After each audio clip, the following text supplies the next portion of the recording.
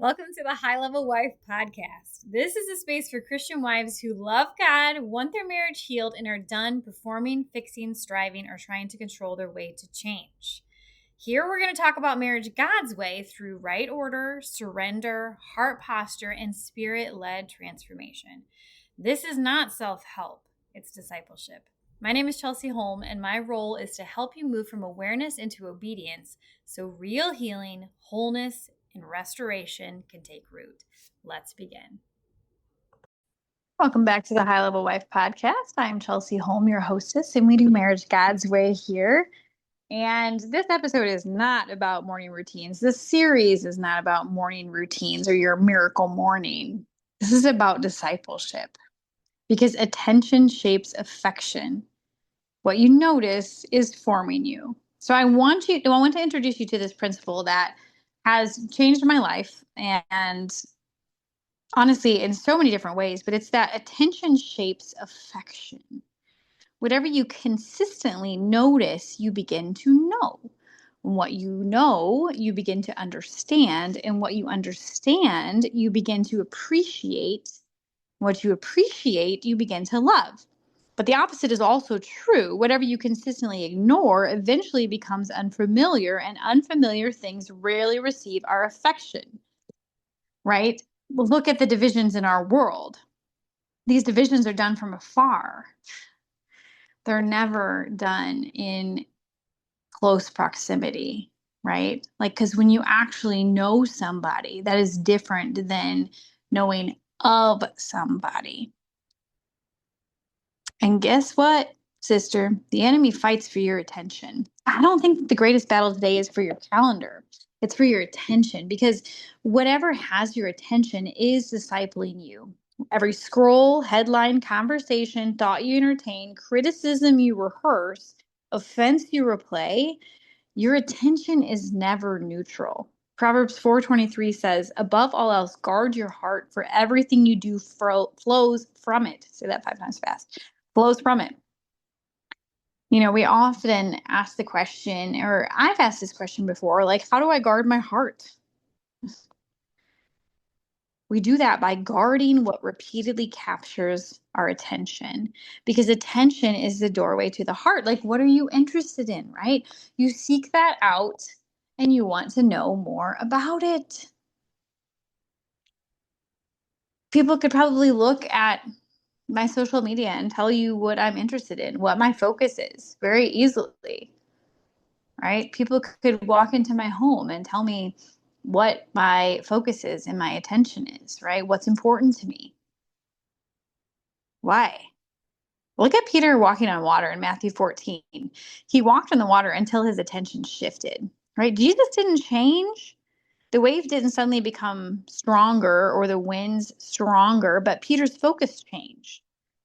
He started to focus on the air, the wind around him, because what you focus on determines how you walk. I love that we got to see that picture, because immediately he started to sink because his attention shifted. His focus changed. So if you notice all the time what your husband is doing wrong, you're going to build a case against him. And confirmation bias is real.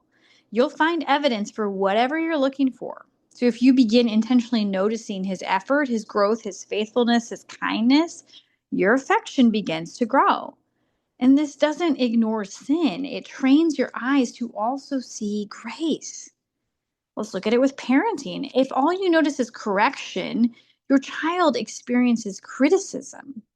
But if you intentionally notice courage and kindness and growth and obedience and creativity in them, your affection deepens.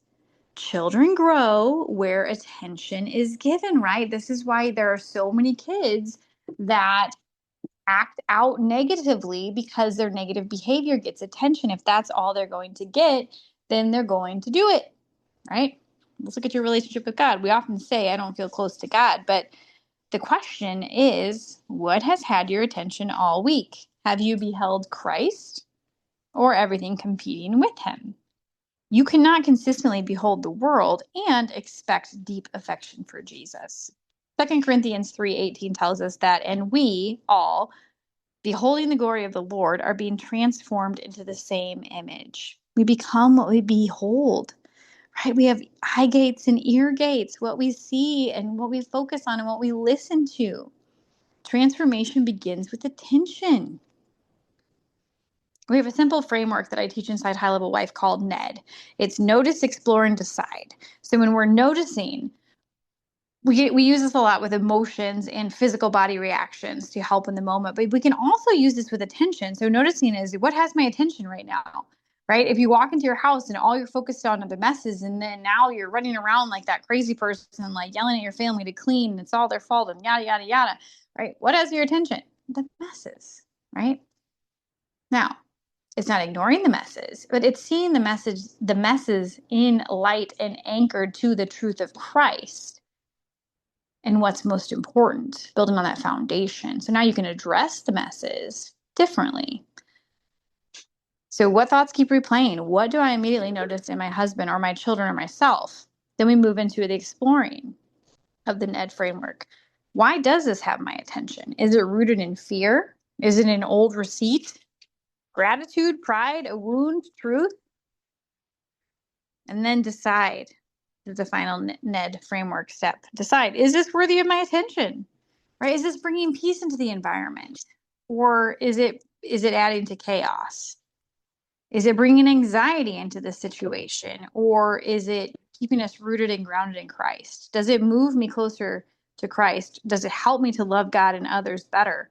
What deserves my attention instead? So again, it's not, like I said, it's not about the mess itself, but it's about what is anchoring us to see that mess. What is the filter that we're using? So for the next 7 days, I'm going to challenge you here to notice 3 evidences of God's grace in your husband every day. Notice 3 evidences of God's work in your children. And notice 1 way God provided for you today. And then here's the key. Write them down. Train your attention. Because what you repeatedly notice shapes what you eventually love. So let's bring it back to first. This is why Jesus said seek first, because whatever receives your first attention begins shaping your heart before anything else does. Think of the man that wanted to follow Jesus, but then he's like, I got to go back and bury my dead first. And Jesus is like, no, the dead will bury themselves. Follow me. Right? When we don't seek first, that's what we're doing. We're going back to all of the other things that are getting our attention first. So you are becoming whatever consistently has your attention. And I want to challenge you here to ask yourself, what has been discipling me lately? Fear, news, social media, old receipts, what I think others think of me, my husband's faults, or Jesus? Because attention isn't just what you look for. Attention is what you're becoming. So the next episode, we're going to take this 1 step further, because if attention shapes affection, then every ordinary moment becomes an opportunity for worship. And we'll talk about what it means to consecrate your attention so that fitness, parenting, marriage, work, social media, laundry, even the smallest moments become acts of worship. I will see you on the next episode. That was an awesome episode. If you want to go deeper and you really want someone to walk alongside you and to do it in community, then go join High Level Wife. And if you love this episode and it hit something deep within you, or you had that big aha moment, then share it with a friend. Leave a comment, give us a review. Honestly, it helps so much in pushing it out to the algorithm, and it is so appreciated. So keep coming back for more episodes where we do marriage God's way. I'll see you on the next one.